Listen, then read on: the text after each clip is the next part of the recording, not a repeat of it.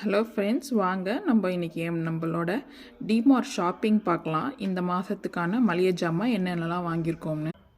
வீட்டில் என்னென்ன பொருள் இல்லையோ அது மட்டும்தான் வாங்கியிருக்கேன். மக்கானா இது ரொம்ப ஹெல்த்தி, இதுவும் ஆஃபரில் இருந்துச்சு வாங்கினேன். அதே போல் டேட்ஸ் ஒன்று வாங்கினா ஒன்று ஃப்ரீ, 180 ருப்பீஸு ரெண்டுமே சேர்த்து.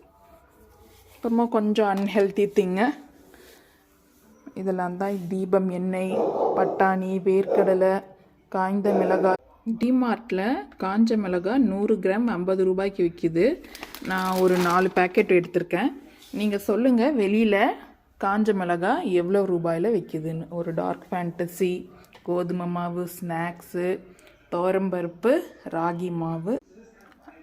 லாஸ்ட்டாக ஒரு குர்த்தி ஒன்று எடுத்தேன் 600 ருப்பீஸ்க்கு. கலம்காரி பிரிண்ட்டு, நல்லா சாஃப்ட் காட்டனு, கையில் எப்படி லேஸ் வச்சு இருக்குது. ஓகே.